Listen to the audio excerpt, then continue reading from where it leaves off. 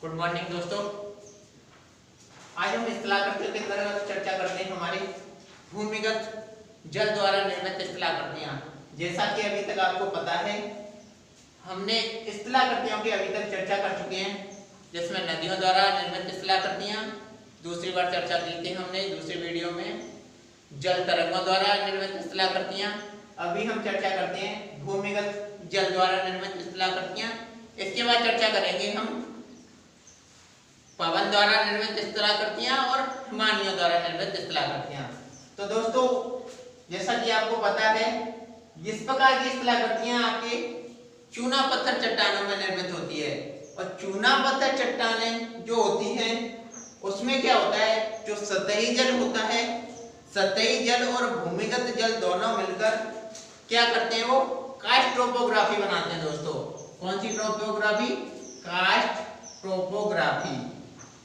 Cast topography ऐसी होती है जहां पर चूना पत्थर के कारण वहां की चट्टान कट जाती है।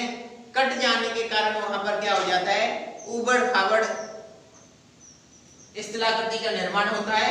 उबड़ खाबड़ स्थलाकृतियों को हम क्या कहते हैं, लेपीज के नाम से जानते हैं। क्या है दोस्तों? लेपीज। और उसी को वृहद रूप में क्या कहते हैं हम? कास्ट टोपोग्राफी, क्योंकि बहुत बड़े क्षेत्र में होती है। दोस्तों, अब हम जैसा कि अभी तक हम चर्चा करते आए हैं, इसके अंतर्गत हम अपर्दनात्मक देखते हैं, यानी अपर्दन के कारण कैसे स्थलाकृति निर्मित होती हैं। दूसरी तरफ देखते हैं हम निक्षेपण के कारण किस प्रकार की स्थलाकृति निर्मित होती हैं। तो दोस्तों, भूमिगत जल के कारण निर्मित स्थलाकृतियों में अपर्दनात्मक कारणों से निर्मित स्थलाकृतियों को देखते हैं। तो उसमें सबसे पहले हम जानते हैं घोल रंध्र, यानी आप ऐसे देख सकते हैं, ये आपका एक क्षेत्र है, कास्ट टोपोग्राफी का क्षेत्र है। यहाँ पर क्या होता है, यहाँ पर क्या है, धीरे धीरे पानी के कारण क्या करें, धीरे धीरे इस प्रकार के क्या बन जाते हैं, छिद्र बन जाते हैं।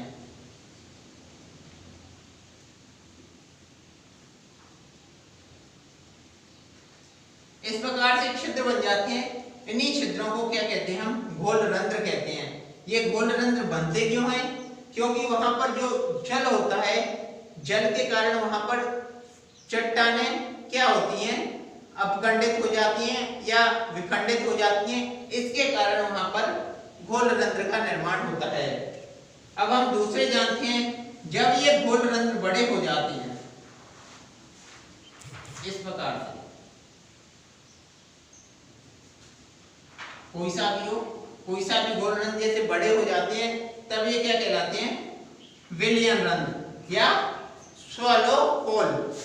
ठीक है दोस्तों, घोल रंध्रों के बड़े होने के कारण क्या बना? Swallow hole. अब ये स्वैलो होल और ज्यादा बड़े होते हैं, यानी ये और ज्यादा बड़े होते हैं, इसके बाद ये सारे बड़े होते हैं, तो ये कहलाते हैं हमारे डोलाइन। ठीक है, अब आपको क्रम से याद रखना है। सबसे पहले दोस्तों घोल रंध्र बना, जो कि छोटे छिद्र होते हैं। बड़े छिद्र के रूप में, उस कंपैरेटिवली बड़े छिद्र के रूप में क्या बना? विलयन रंध्र बना। फिर उनके बाद विलयन रंध्र का और बड़ा रूप डोलाइन बना। जब दो डोलाइन मिलके, दो या अधिक डोलाइन मिलके क्या करते हैं दोस्तों? उबाला का निर्माण करते हैं। उबाला क्या होता है? जब दो या दो से अधिक डोलाइन मिलके एक बड़ा छिद्र बनता है, उसको क्या कहते हैं दोस्तों? डोलाइन कहते हैं। जब इस पूरे छिद्र में बहुत बड़ा होल बन जाए तो इसको कहते हैं हम पोल्ज, यानी पोल्ज कहते हैं, पाल्ज कह सकते हैं, आप कुछ भी कह सकते हैं। तो सबसे पहले आपके गोल छिद्र बना, फिर विलयन छिद्र बना, उसके बाद डोलाइन बना, डोलाइन के बाद उबाला, उबाला के बाद पोल्ज का निर्माण हुआ, जो कि एक बहुत बड़ा क्षेत्र होता है। उस क्षेत्र के अंतर्गत, वो क्षेत्र हो जाए कास्ट टोपोग्राफी के अंतर्गत। ठीक है दोस्तों, ये रहा हमारी पोल्ज। अब हम आगे बढ़ते हैं दस्ती निवेशिका या सिंकिंग क्रीक। इसमें क्या होता है दोस्तों, जैसे हमारी कोई नदी आ रही होती है, तो कोई नदी क्या है कि कास्ट टोपोग्राफी के अंतर्गत प्रवेश करी। जब कास्ट टोपोग्राफी के अंतर्गत प्रवेश करती है, तो जैसे इन क्षेत्रों में क्या हो जाती है, वो विलीन हो जाती है। जैसे इसके अंतर्गत यहाँ पर क्या है, विलीन हो जाती है ये क्षेत्र, तो ये यहाँ पर दिखाई नहीं देते हैं। अब इसके आगे चलते रहिए, ये किसके अंतर्गत चल रही है? ये नदी के अंतर्गत। ये कहाँ पर है? भूमिगत, यानी भूमि के अंदर ये सारी क्रियाएं हो रही हैं। लेकिन कुछ समय बाद जैसे कास्ट टोपोग्राफी के बाद जब ये बाहर निकलती है इस प्रकार से, तो यहाँ पर क्या होता है दोस्तों, यहाँ पर ये दिखाई नहीं देती है। जब ये यहाँ दिखाई नहीं देती है तो दिखाई नहीं देने के कारण क्या होता है, इसी को हम क्या कहते हैं? सिंकिंग क्रीक या दस्ती निवेशिका। ये क्या है? या दस्ती निवेशिका कहलाती है जहां से ये एंटर करती है। अब एक है आपकी अंधी घाटी या ब्लैक वैली। जब नदी यहाँ से सिंकिंग क्रीक से अंदर जाती है तो यहाँ पर क्या है? ये दिखाई नहीं देती है। दिखाई नहीं देती है तो इसी क्षेत्र को बोलते हैं अंधी घाटी। यानी यहाँ से ये क्या है? ये दिखाई नहीं दे रही है, ये नदी दिखाई नहीं दे रही है, तो इसी को क्या बोल दिया? अंधी घाटी।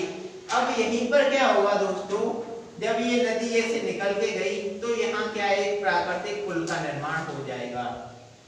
इसे क्या कहेंगे आप? नेचुरल ब्रिज कह सकते हैं आप। प्राकृतिक पुल, जहाँ से सिंकिंग क्रीक, यहीं से सिंकिंग क्रीक बाहर निकली यहाँ से नदी, तो इनके दोनों के मध्य इसको क्षेत्र को क्या जानेंगे हम? प्राकृतिक पुल।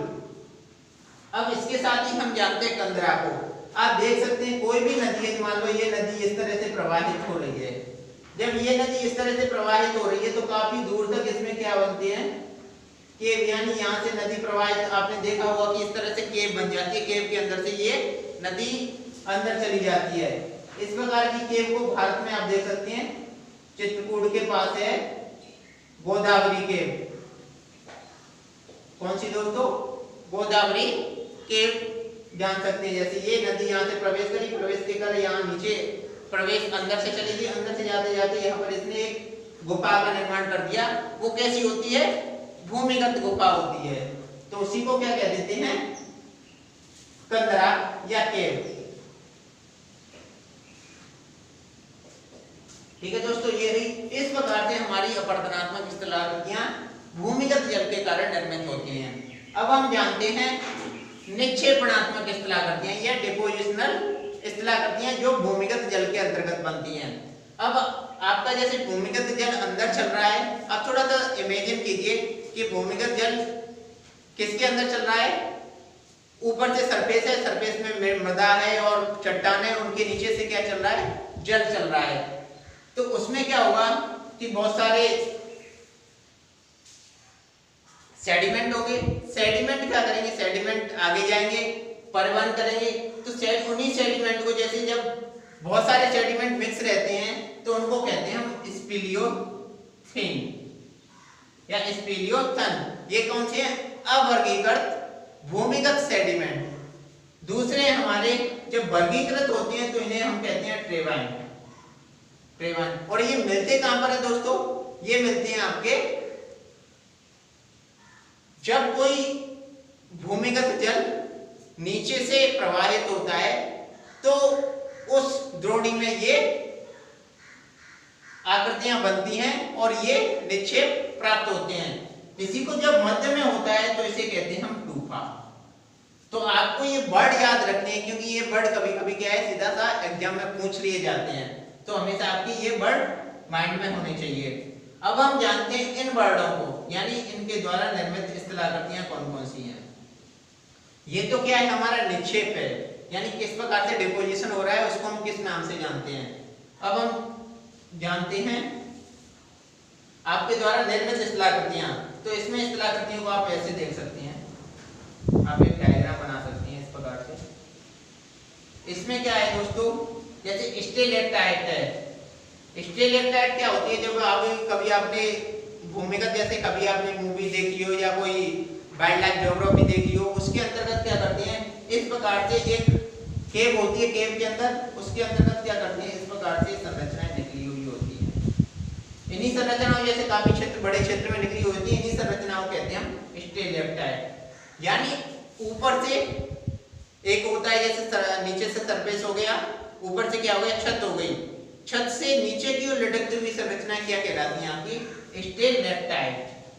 यानी ऊपर से लंबवत रूप से नीचे की ओर लटकती हुई संरचना स्टेलेक्टाइट है। वहीं पर स्टेलेग्माइट है, सरफेस से ऊपर की ओर निकली हुई स्थलाकृतियां जो कि लंबवत रूप से अवस्थित होती हैं उनको कहते हैं हम स्टेलेग्माइट। अब हम बात करते हैं दोस्तों स्तंभ की।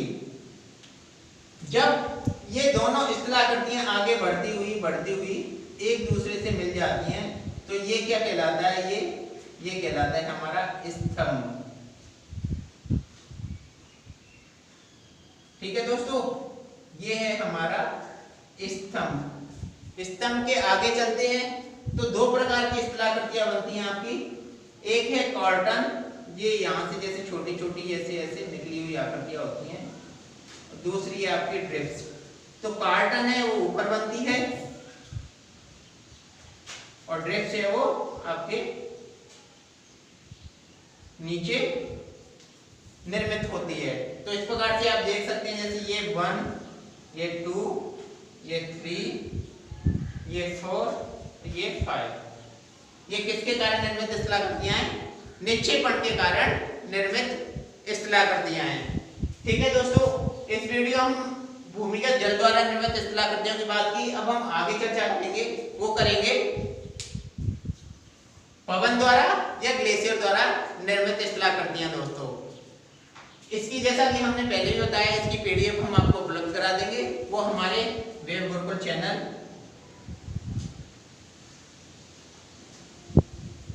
या तो इंस्टाग्राम या फिर हमारे फेसबुक पेज से इससे जुड़ सकती हैं, या फिर टेलीग्राम भी है इसका, यानी कहीं से भी इनकी पीडीएफ आप प्राप्त कर सकते हैं। दोस्तों आप हमसे जुड़ने के लिए हमारे चैनल को सब्सक्राइब कर सकते हैं। दोस्तों इस वीडियो में केवल इतना ही दोस्तों, धन्यवाद।